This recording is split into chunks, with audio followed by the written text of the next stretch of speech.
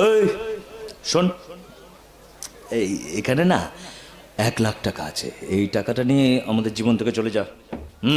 ধর, কি দেখছিস? ধর, জীবনে দেখিস নি 1,00,000 টাকা, ধর। এতে তো রক্ত লেগে আছে স্যার।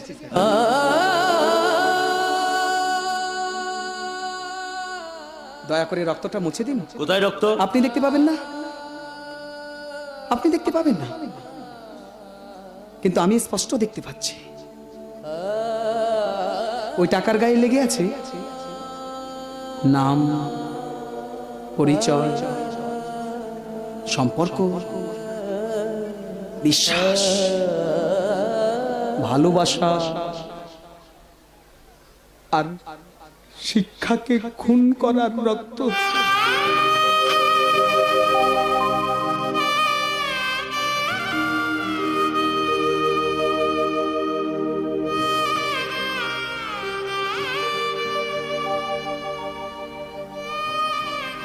যদি কোনোদিন ওই রক্তের দাগ মুছে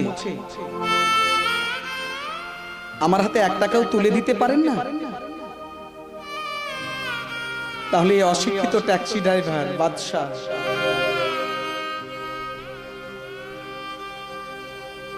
ওটাকে মাথায় করে নিয়ে যাবে।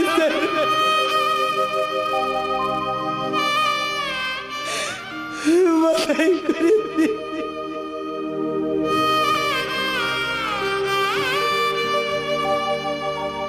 নমস্কার, আমি যাত্রাশিল্পী কুমার সঞ্জু। আজকে আমরা আছি পশ্চিম সুরেন্দ্রনগরে। তো আমাদের যাত্রাপালা কিছুক্ষণের মধ্যে শুরু হবে। আমি বাংলা বাজারের বাদশাহ। আমি সবাইকে এই পালাটি দেখার জন্য অনুরোধ করছি এবং এখনও করব যে আপনারা পালাটা দেখুন, অবশ্যই ভালো লাগবে। আর আজকে আমার সামনে পৌঁছে গেছে আমার বন্ধু আকাশ, যার ইউটিউব চ্যানেল আছে গীতিময় নামে। গীতিময় ইউটিউব চ্যানেল এবং ফেসবুক পেজ আছে গীতিময় নামে। তো আমি পশ্চিমবঙ্গের প্রত্যেকটা মানুষকে অনুরোধ করব, যাত্রাপ্রেমী মানুষকে অনুরোধ করব, আপনারা এই ইউটিউব চ্যানেলটি লাইক করুন, শেয়ার করুন, সাবস্ক্রাইব করুন এবং ফেসবুক পেজটি ফলো করুন, লাইক করুন, শেয়ার করুন। এই পেজের মাধ্যমে এবং এই ইউটিউব চ্যানেলের মাধ্যমে আপনারা যাত্রার নতুন নতুন তথ্য কথা, যাত্রার খবরাখবর এবং কোন যাত্রাপালা কোথায় হচ্ছে সেটা জানতে পারবেন এবং যাত্রার নতুন নতুন ভিডিওস আপনারা দেখতে পাবেন। জগৎ জুড়িয়া নাটক চলিছে, জীবন নাট্য তাহার নাম। আজি প্রভাতে জাগরে ভারত, জাগরে শহর, জাগরে গ্রাম। আমি বাংলা বাজারের বাদশাহ। অসাধারণ একটি পালা দেখে এলাম স্বর্ণাঞ্জলি অপেরা পরিবেশিত আমি বাংলা বাজারের বাদশাহ। আজকের এই ভিডিওটিতে আমি আলোচনা করব যাত্রাপালাটি কেমন লাগলো এবং তার সঙ্গে সঙ্গে অভিনয়ের কিছু ক্লিপ তো অবশ্যই থাকবে এই ভিডিওর মধ্যে, এবং সঙ্গে সঙ্গে অভিনেতাদের কথাবার্তা সমস্ত কিছু মিলিয়ে এক জমজমাটি পর্বের অনুষ্ঠান, গীতিময় যাত্রা আলোচনার অনুষ্ঠান। তো চলুন কথা না বাড়িয়ে শুরু করি আজকের পর্ব। আমাকে বলিসনি মানে? ওই কথাগুলো আমি বন্দনাকে শুনিয়েছিলাম, যাতে আমার নামটা ওর মনের খাতা থেকে চিরদিনের জন্য মুছে ফেলে।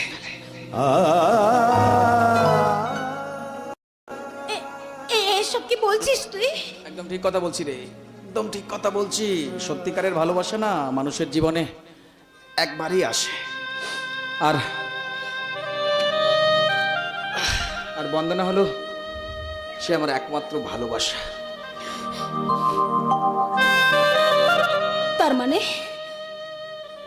তার মানে তুই আমার সাথে অভিনয় করেছিলি? তোর আর বন্দনার নাটকের মাঝখানে আমার বিশ্বাস, ভালোবাসাকে বলি দিয়েছিলি? এছাড়া না বন্দনাকে আমার জীবন থেকে সরিয়ে দেবার আর কোনো উপায় ছিল না রে। হ্যাঁ, তুই কিছু মনে করিস না। অনবদ্য একটি প্রোডাকশন, লেখনী যেমন বাঁধনী তেমন, এবং অভিনয়ও সেভাবেই করেছে প্রত্যেকটা শিল্পী, এবং অসাধারণ একটি পালা হয়েছে। প্রথমে বলি গায়ক নায়ক কুমার সঞ্জুর কথা। এখানে বলার কিছুই নেই, প্রত্যেকেই জানেন, প্রত্যেকেই চেনেন এবং চেনা মুখ। এই মুহূর্তে বোধহয় যাত্রা শিল্পে একটি অন্যতম একজন অভিনেতা, এবং গানের গলা যেমন, অভিনয় দক্ষতা তেমন, সবকিছু মিলিয়ে একেবারে ওই ফুল প্যাকেজ যাকে বলা হয় সেরকম জিনিসের মধ্যে রয়েছে। তার মুখে কিছু কথাবার্তা শুনুন, অভিনয় শুনুন এবং ফিরে আসি ভিডিওর পরে। দেখতে থাকুন, শুনতে থাকুন, আমাদের সঙ্গে থাকুন।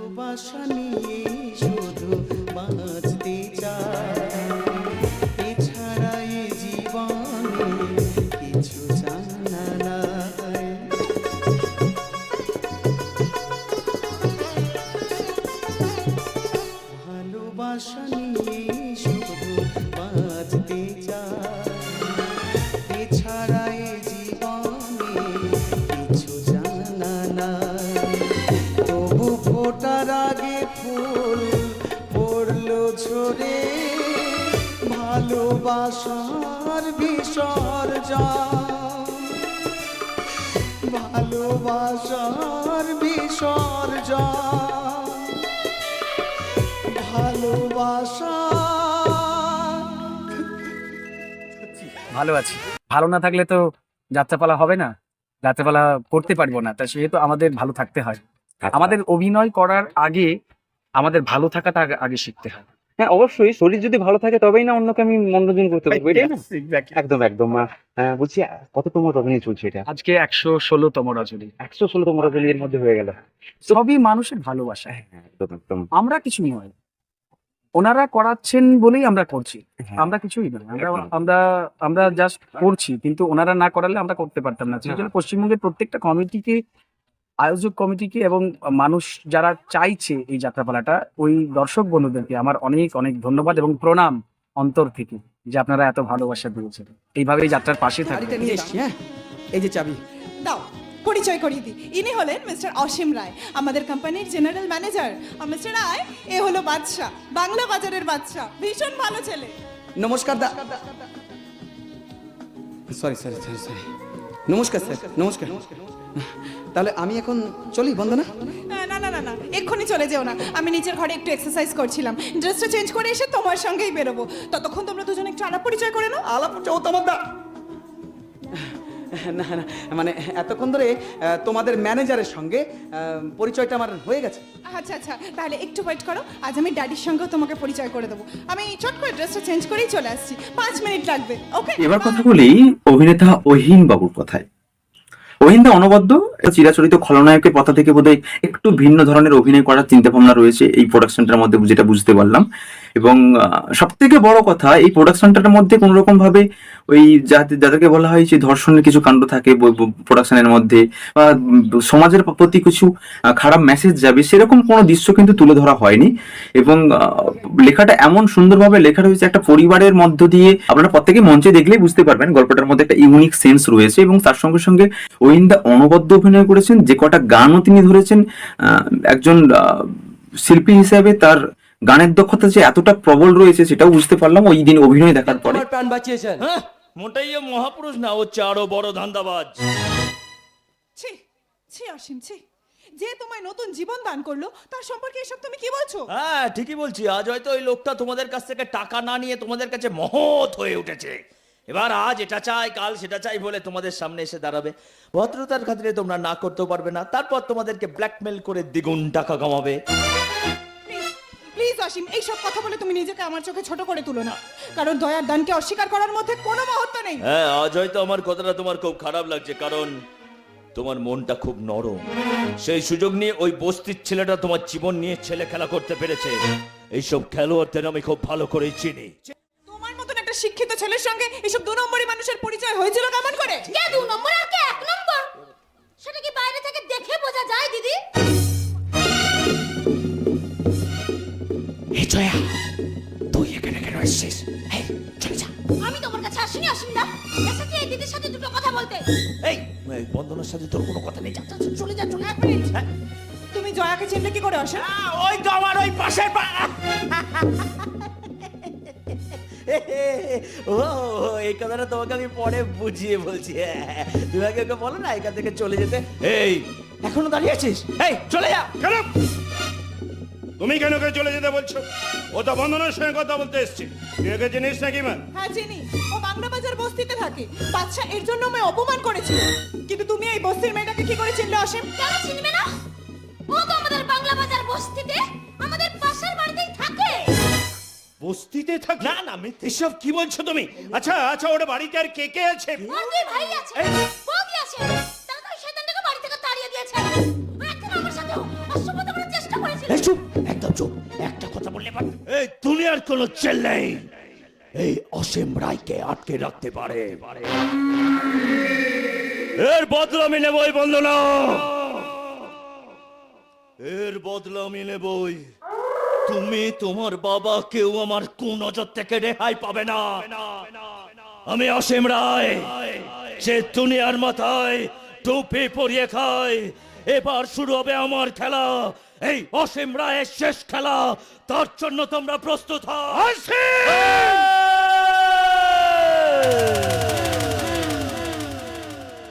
खतरों के साथ खेलना मत, चांद चला जाएगा। खतरों के साथ खेलना मत, चांद चला जाएगा। मैं भी छोटा हो सकता हूं, लेकिन वक्त वक्त वक्त वक्त वक्त वक्त वक्त जरूर आएगा।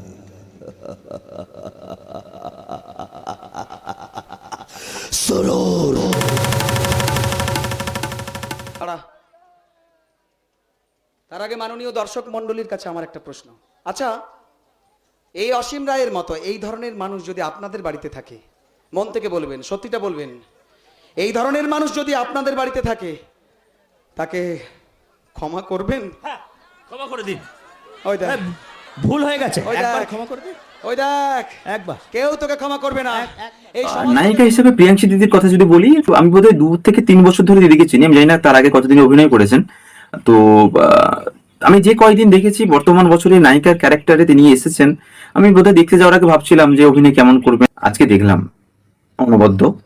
একদিক থেকে যেমন গান করছেন তেমন ভাবে অভিনয়টাকে ফুটিয়ে তোলার চেষ্টা করছেন, বডি ল্যাঙ্গুয়েজ, অ্যাটমসফিয়ারকে তৈরি করা, এবং সম্পূর্ণ মানে যেখানে করুণ সিন রয়েছে করুণ সিনের ওপরে ভিত্তি করে তার যে ফেসের মধ্যে যেটুকু জিনিস রাখতে হয়, সবকিছু মিলিয়ে একেবারে ফুল প্যাকেজ রয়েছে। এবং প্রোডাকশন দেখলে আপনারা বুঝতেই পারবেন যে আপনি কাকে ছেড়ে কাকে দেখবেন। মঞ্চে যিনি আসেন তিনি কিন্তু কাঁপিয়ে দিচ্ছেন। তো প্রিয়াংশী দিদি কিন্তু অবশ্যই অনবদ্য অভিনয় করেছেন। তার অভিনয় কিছু দেখে নিই, আবার ফিরে আসি ভিডিওর উপরে। দেখতে থাকুন অনেক গল্প কথা, গান, সঙ্গে সঙ্গে অভিনয়ের কিছু দৃশ্য, সবকিছু মিলিয়ে আজকের এই অনুষ্ঠান গীতিময় যাত্রার আলোচনার অনুষ্ঠান। ফিরে আসি ভিডিওর উপরে, দেখতে থাকুন, আমাদের সঙ্গে থাকুন। তুমি জয়ের কথা কিছু মনে করো না, হ্যাঁ, কিছু মনে করো না। ওর মাথায় না, ওর মাথায় ছিট আছে, ছিট ছিট। ছিট তো আমার মাথাতেও আছে। তা না হলে ওই 5 তলা বাড়ি থেকে নেমে এসে এই বস্তির মানুষের সঙ্গে মিশবো কেন? জানো বন্দনা, আমার মন বলছিল যে তুমি এক না একদিন আমার কাছে নিশ্চয়ই আসবে। কেন এমন মনে হচ্ছিল কেন? মন যখন খারাপ থাকে, আপনজনেরা যখন আঘাত করে দূরে সরে যায়, তখন সে অন্ধকারে মনটা একটা আলোর জন্য অপেক্ষা করে থাকে। আমার নিজের জীবনেই কোনো আলো নেই। মা মারা যাওয়ার পর বাবা নিজের ব্যবসাটাকে আরো বেশি করে আঁকড়ে ধরেছেন। আমি মানুষ হয়েছি কাজের লোক আর আয়ার কাছে। তারপর একদিনই বস্তির বাচ্চাগুলোর কাছে আসার পর না, আমি আবার নতুন করে প্রাণ ফিরে পেয়েছি। তাহলে সে প্রাণের টানে নিজের পথে এগিয়ে যাও। আমার সেই পথটা যে এক ভালোবাসার মন্দিরে এসে মিশে যেতে চাইছে।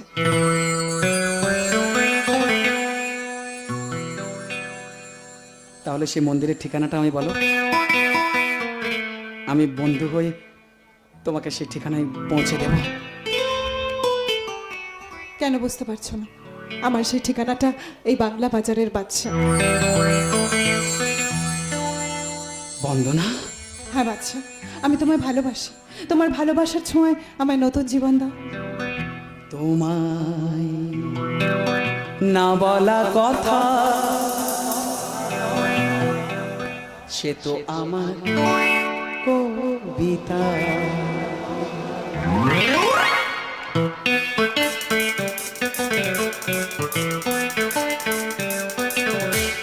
যে কথার শুরু চোখে প্রথম তোমায় দেখে, মন চাই তোমায় বলি একবার কাছে দেখে, তবু আজও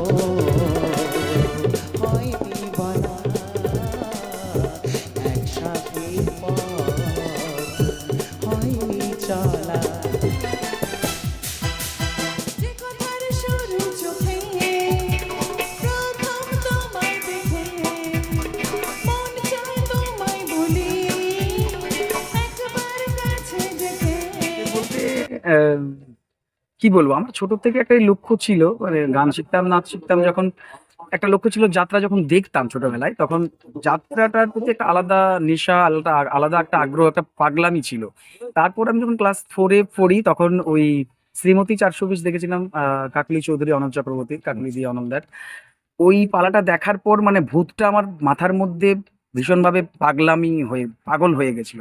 ওটা দেখার পর আমি লক্ষ্যই করেছিলাম যে জীবনে আমি যাত্রা শিল্পী হবো, অন্য কোনো কিছু হব না। তো ওটা করার জন্য আমার যা যা করার, ওই প্রত্যন্ত গ্রাম থেকে উঠে এসে কলকাতায় আসা, কলকাতায় যাত্রাপাড়া খুঁজে নেওয়া, ওখানে হাত জোড় করে করে অফিসে গিয়ে বলেছিলাম একটু সুযোগ দিন, আমি কাজ করবো। অনেক অফিস থেকে বার করে দেওয়া হয়েছে, বা তারপরে যখন সুযোগ দিলেন একজন প্রশান্ত শাহ, এখন এই বছর ওই প্রশান্ত শাহ আমার এই দলেরই পরিচালক রয়েছেন। উনি আমাকে একটা সুযোগ দিয়েছিলেন বিশ্ববাণী যাত্রা সংস্থায়, একটা ছোট্ট ক্যারেক্টার, ক্যাবলা চরিত্র।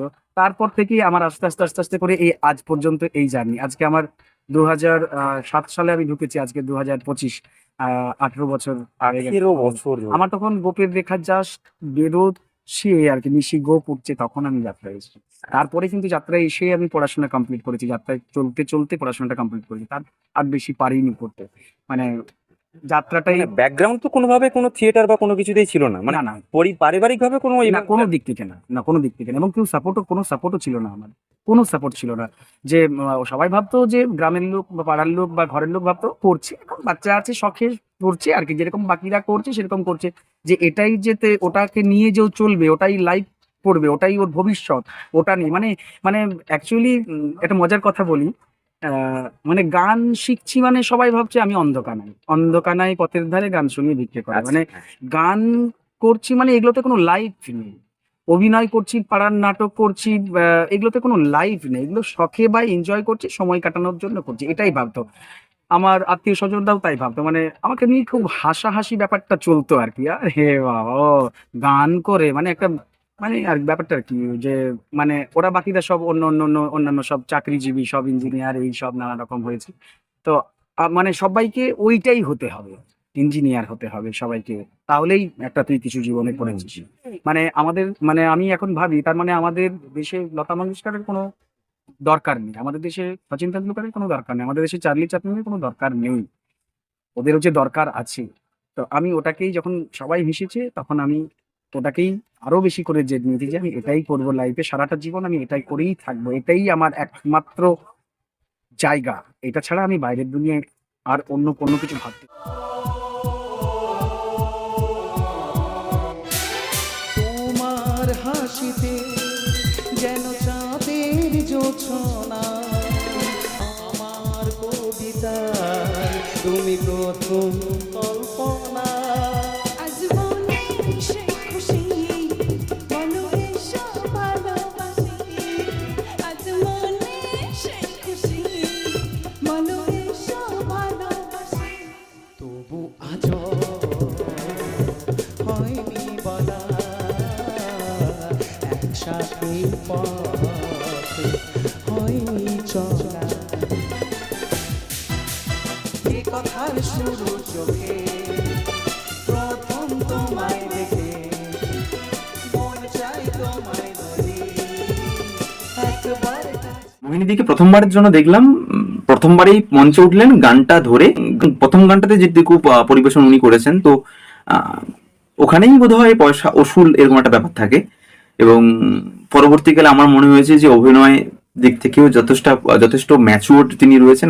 আমি এর আগে দেখিনি ওনার অভিনয়, তো বর্তমান বছরে কিন্তু মন কাড়া ব্যাপারটা পেয়ে গেছি। এবং একজন দর্শক হিসেবেই কিন্তু আমি আলোচনাগুলো করে থাকি, এবং সেক্ষেত্রে আমি সাদাকে সাদা, কালোকে কালো বলতে ভালোবাসি। সাদাকে কালো, কালোকে সাদা বলা যাবে না, এরকম আমি মনে করি আপাতত। তো আমি প্রত্যেকটা প্রোডাকশন নিয়েই কথা বলি, আমি কোনোভাবে কোনো একটা প্রোডাকশনকে নিয়ে ভালো বলবো, একটা প্রোডাকশনকে নিয়ে চলবো সেরকম মানসিকতার মানুষ নই। তো আমার কাছে যেটা ভালো মনে হবে সেটাকে ভালো বলবো, যেটাকে খারাপ মনে হবে সেটাকে খারাপ অবশ্যই বলবো। এই প্রোডাকশনে আমি সমস্ত সময় ধরে মিউজিক সেন্স থেকে শুরু করে সমস্ত কিছুর মধ্যে কিন্তু একটা পজিটিভ ভাইবস দেখতে পেয়েছি, এবং দর্শক তো একেবারে শেষ পর্যন্ত বসে আছে। তো মোহিনী দিয়ে কিছু অভিনয় দেখে নি, এবং গান তো অবশ্যই শুনবো। ফিরে আসছি ভিডিওর উপরে, আমাদের সঙ্গে থাকুন, অবশ্যই সঙ্গে থাকুন। চিরসাথীকে খুঁজে, ভালোবাসা যে শুধুই ভালোবাসাকে খোঁজে।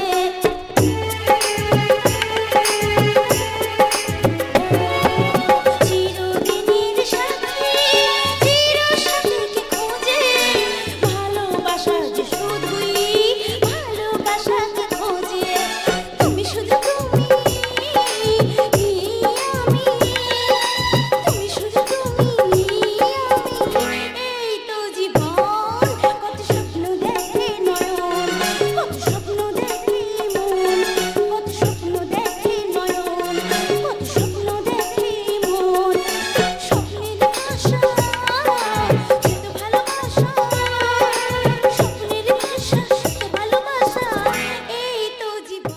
মাথা মোটা, তুই ওর কথা কিছু মনে করিস না। শোন শোন শোন, বর্দাকে এই কথা বলিস না যেন। কেন বলবো না, 100 বার বলবো। ওই শয়তানটার একটা শাস্তি হওয়া উচিত। না রে না রে না রে, বর্দার কানে গেলে না ওকে ভীষণ বকাবকি করবে। শোন না শোন না, আমি ছোটদার হয়ে তোর কাছে হাত জোড় করে ক্ষমা চেয়ে নিচ্ছি। এই যে তোকে কথায় কথায় অপমান করে, তার হয়ে তুই কেন ক্ষমা চাইবি? কেন তোকে শাস্তি দিবি না? কাকে শাস্তি দেবো রে? কাকে শাস্তি দেবো? হাজার হোক ও তোমার মায়ের পেটের ভাই। মা বাবা মারা যাওয়ার পর বর্দা কত কষ্ট করে আমাদের দুই ভাইকে মানুষ করেছে। এই সোনার সংসারে এতটুকু চিড় ধরলে সেটা যে আমার বুকটাকেও ভেঙে চুরমার করে দেবে রে। এই তুই কেমন ছেলে রে? কোনো মান অপমানের বোধটুকুও নেই? যে বোধ বিভেদ সৃষ্টি করে আমি সেটা নিয়ে ভাবতে চাই না। জয়া, এই জয়া, এই জয়া, এই জয়া, এই টাকা পয়সা বাড়ি গাড়ি চেয়ে বড় কি হলো জানিস? পরিবারের মুখের হাসি। আর আমি সবাইকে ভালোবেসে, সবাইকে ভালোবেসে সে হাসিটাকে। আচ্ছা, কাল সকালে তুমি আমার বাড়িতে গিয়ে একটু গাড়িটা পৌঁছে দিতে পারবে? হ্যাঁ পারবো, কিন্তু তোমার বাড়ির ঠিকানা তো জানি না। দাঁড়াও। এইটা আমার কার্ড, এখানেই আমার বাড়ির ঠিকানা লেখা আছে। ভাগ্যিস ভাগ্যিস তোমার গাড়িটা খারাপ হয়েছে, তাই তোমার পায়ের ধুলো আমাদের বাড়িতে পড়লো। কেন রে বাদশা? উনি কি কোনো এমএলএ এমপি নাকি মঙ্গল গ্রহ থেকে নেমে এসেছেন? না না না না, আমি কোনো ভিআইপি মানুষ নই। আমি এই বাদশার একজন নতুন বন্ধু। তুমি কে? আমিও বন্ধু, তবে উড়ে এসে জুড়ে বসিনি। আমরা ছেলেবেলার বন্ধু। এই এই এই এই, তুই এভাবে কথা বলছিস কেন? কি করব বল, আমার তো আর গাড়ি নেই। এই বস্তির অশিক্ষিত মেয়ে, কেউ খাতির যত্ন করে না, আর ভালোবেসে ভদ্রতাও শেখায় না। তাই মনের মধ্যে যা আসে সোজাসুজি বলে দিই। বেরো, বেরিয়ে যা, বেরো। সিনেমা করবো, কেউ বলে যে আমি সিরিয়াল করবো, বাট ওখানে ক্যারিয়ার আছে, বাট যাত্রাতে ক্যারিয়ার আছে, এটা তুমি ভাবলে কি করে? সব জায়গায় ক্যারিয়ার আছে, যদি তুমি ওটাকে লক্ষ্য হিসেবে না। তুমি যদি সাইকেল সারানো শেখো, ওটাও তোমার কেরিয়ার আছে। ফুটবল শেখো, ওটাও তোমার কেরিয়ার। সব কাজই, কোনো কাজটাতে কেরিয়ার নেই হতে পারে, সব কাজই ক্যারিয়ার। কিন্তু তোমাকে ওটার প্রতি পাগলামি হতে হবে, ভালোবাসা হতে হবে, ওটার প্রতি লক্ষ্য হতে হবে, ওটাকে ওই পাগলামিটা হতে হবে। পাগল মানে এটা নতুনদের জন্য একটা কিন্তু বলতে গেলে একদম অ্যাডভাইস হয়ে গেল। তুমি যে কাজটাই করো, আমি নতুনদেরকে একটাই কথা বলবো, আমার থেকে যারা ছোট, আগে তোমার লক্ষ্যটা ঠিক করো। তুমি যেটাকে ভালোবাসো, তুমি যেটাকে মন প্রাণ দিয়ে, মানে যে চিন্তাটা তোমার রাত তোমাকে ঘুমোতে দিচ্ছে না, যে জিনিসটা, ওটার প্রতি তুমি ভালোবাসো এবং ওটাকে লক্ষ্য ঠিক করে আর কোনো দিকে যাবে না। আর কোনো যে এটা একটু ট্রাই করে দেখি, ওটা একটু ট্রাই করে দেখি, এটা একটু ট্রাই করে দেখি, না, তাহলে কিন্তু জীবনে কিছু হবে না। মানে যখন অনন্দার সঙ্গে কথা বলছিলাম, অনন্দা একটা কথা বলেছিল যে শিল্পীর ব্যাপারটা না, এটা কিন্তু ঈশ্বর প্রদত্ত একটা ব্যাপার থাকে গলাটা। একদম, আমি মানি। কেন মানি আমি বলছি, শিল্পী না তৈরি করলে হয় না। কেউ যদি বলে আমি শিল্পী তৈরি করি, তার মতো মিথ্যেবাদী কেউ নেই। শিল্পী কখনো তৈরি করা যায় না। শিল্পী উপর থেকেই আসে, তারা সেইভাবেই তারাকে পাঠানো হয়। আমার মনে হয় তাদের মধ্যে তাল মাত্রা জ্ঞান, তাদের মধ্যে ওই পাগলামো, ওই ইচ্ছা, ওই নতুন নতুন শেখার ইচ্ছা আস্তে আস্তে বেড়ে যায়। আর শিল্পীকে কোনো সুযোগ দিলে, আমি সুযোগ করে দিলাম হবে না। ও শিল্পী একা ঠিক সুযোগ খুঁজে নেবে, করে নেবে, সে ঠিক জায়গায় সে যাবেই। তার মধ্যে যদি একটা কথা আছে না, জিস ইনসান মে ও চিজ হ্যায় ও জমিন সে উঠকর আসমান কো ছু সকতা, ওই ব্যাপারটা থাকতে হবে তোমার ভিতরে, ওই ব্যাপারটা। একদম মানে ইচ্ছা শক্তির সব থেকে বড় ইচ্ছে শক্তি, ধৈর্য আর বড় হওয়ার মানসিকতা যদি না থাকে, তুমি সেই জায়গায় যেতে পারবে। তখন দেখবে কদিন আসবে, তুমি ঘুরে যাবে। অনেকেই গ্রাম থেকে যাচ্ছে কলকাতায় গিয়ে, অনেকেই ইন্ডাস্ট্রিতে যাচ্ছে, কিছুদিন পর গোয়িং টু হোম, মানে ব্যাক করে যাচ্ছে। কেন কি? তারা ওই জিনিসটা সহ্য করতে পারছে না, ওই জিনিসটা তাদের ধৈর্য নেই। তখন বলছে ও ইন্ডাস্ট্রিতে গিয়ে দেখলাম এই তো বাবা, এই হয় সে হয়, সব জায়গায় নোংরামি হয়, সব জায়গায় সবকিছু হয়, সব জায়গায় পলিটিক্স আছে, সবকিছুতেই সবকিছু হয়। কিন্তু তোমাকে তার মধ্যে থেকেই করে নিতে হবে। পদ্ম ফুলটা কিন্তু পাঁকেই হয়, পাঁকটা কিন্তু খুব খারাপ, কিন্তু পদ্ম ফুলটা কিন্তু ওখান থেকে বেরিয়েই কিন্তু সে ভালো পদ্ম ফুলটা হয়। তো তুমি যদি ভালো হও, যে কোনো জায়গায়, খারাপ জায়গা গেলেও তুমি কিন্তু ভালোই থাকবে। আর তুমি যদি খারাপ হও, তোমাকে যত গাইড করে রাখা হোক, যত ভালো জায়গায় রাখা হোক না কেন, তুমি কিন্তু খারাপ হবেই। এই সঞ্জু বাদশা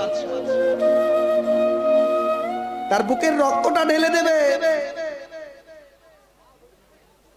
কিন্তু তার ভাইয়ের জীবনে এতটুকু আঁচড় লাগতে দেবে না, দেবে না।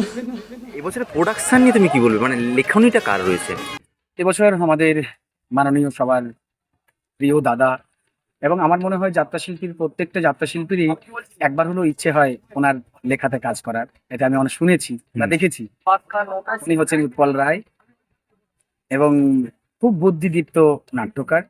ওনার লেখা নাটক একটা প্যাকেজ আছে এবং একটা মেসেজ আছে, এবং এই গল্পটা এমনই একটা গল্প যে গল্পটা মানে মানুষ দেখতে এসে কিছু একটা নিয়ে যাবে মেসেজ। সেটা আমি এখন অন ক্যামেরা বলবো না, তার জন্য দেখতে হবে পালাটি বসে। তো এত ভালো একটা পালা, মানে একসঙ্গে বসে সবার একসাথে বসে দেখার মতো পালা, কোনো রকম ছ্যাবলামো, নোংরামো, ডিসডাস, কাল্পনিকতা কোনো কিচ্ছু নেই। একদম সহজ সরল একটা গল্প এবং একটা ভালো মেসেজ। এখনকার দিনের ইয়াংদেরকে যে বার্তাটা দেওয়ার আছে সেটা কিন্তু পাবে। এই যাত্রাপালাটা দেখতে আসলে পাবে। আচ্ছা, টিম ওয়ার্ক নিয়ে কি বলবে? টিম ওয়ার্কটা কি বলবো, টিম ওয়ার্ক মানে যেহেতু আমাদের এই পালার প্রযোজক নন্দীবাবু, মানে গৌতম নন্দী, অনেক পুরনো প্রযোজক কিন্তু। হ্যাঁ, এবং উনি একটু মানে নিখুঁত খুঁতখুঁতে, বাকিরাও ভালোভাবেই করেন, বাকি প্রডিউসাররাও, কিন্তু উনি এই পালাতে আমি বলবো, যেহেতু আমি এটাতে রয়েছি, বাকিগুলো তো দেখতে পাচ্ছি না, বাকি পালা এই পালাতে উনি একটা একটা করে বাছাই করে করে শিল্পীগুলো নিয়েছে। মানে আগে নাট্যকারের কাছে শিল্পীর চরিত্র লিস্টটা নিয়ে তার বয়স ম্যাচিংটা, তার এজ ম্যাচিং, তার কি ধরনের হওয়া উচিত ওইভাবে দেখে দেখে উনি নিয়েছেন। মানে শিল্পপতির মতো, বর্দার মতো, মেজদার মতো, এই ব্যাপারটা।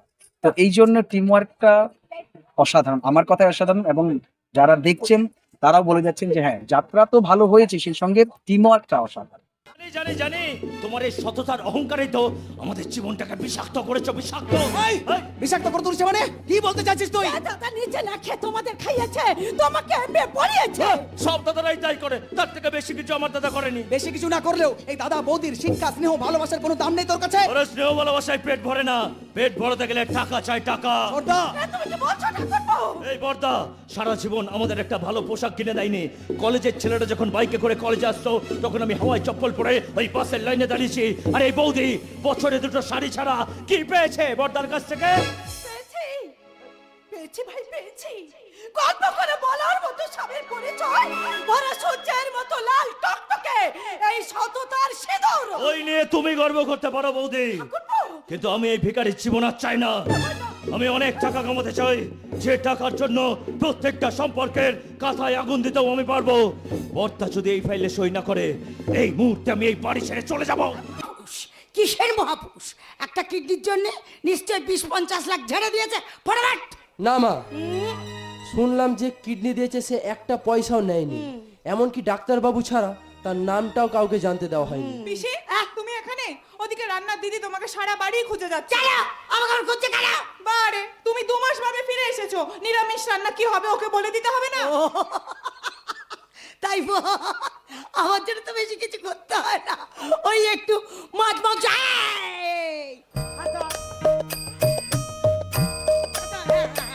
কি করতে হবে বলে দিচ্ছি, শোন। ওই বাসমতি চাল দিয়ে একটু বাসন্তী পোলাও, আর তাতে বেশি করে ঘি আর কাজু কিশমিশ দিতে বলবি।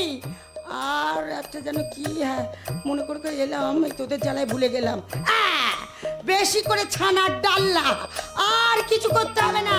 আমি রান্নাঘরে গিয়ে রাঁধুনিকে সব বুঝিয়ে বলে দিচ্ছি। যাত্রাপালা নিয়ে আমাদের এই আলোচনাগুলো আপনাদের কেমন লাগছে অবশ্যই জানাতে ভুলবেন না, কারণ 500 বছরের পুরনো একটা শিল্প, সেই শিল্পর সাথে কিন্তু আগে আমি যুক্ত ছিলাম না হয়তো, বাট বর্তমানে আমিও কিন্তু এই শিল্পের সঙ্গে বিশালভাবে জড়িত রয়েছে, এবং এখান থেকেই আমার কিন্তু ইনকাম হয়, এবং আপনারা ভিডিওগুলো দেখেন বলেই সেখান থেকে কিন্তু আর্নিং হচ্ছে।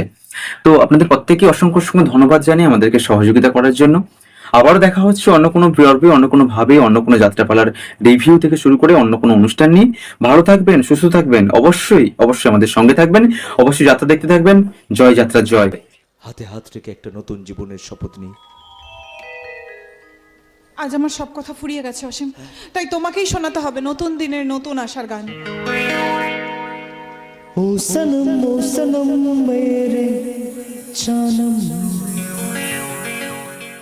आ गया प्यार का आज मौसम।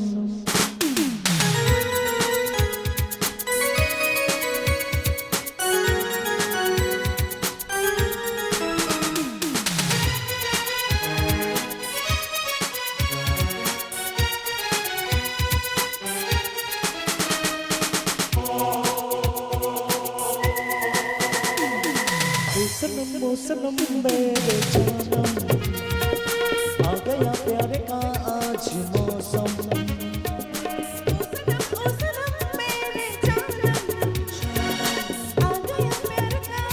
दिल ने ये कहा है दिल से मोहब्बत हो गई है तुमसे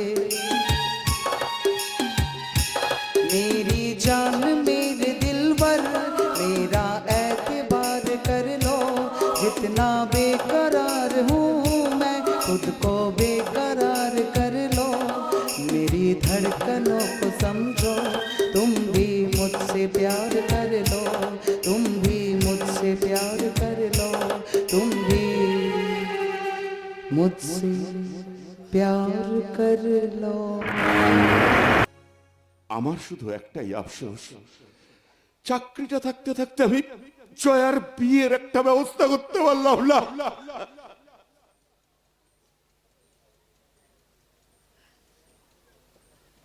কেন পারবে না বলতে কেন পারবে না মনেতে জেগে আছে আশা আমি বাংলা বাজারের বাদশা মনেতে জেগে আছে আশা আমি বাংলা বাজারের বাদশা বাজারের বাদশা আমি বাংলা বাজারের বাদশা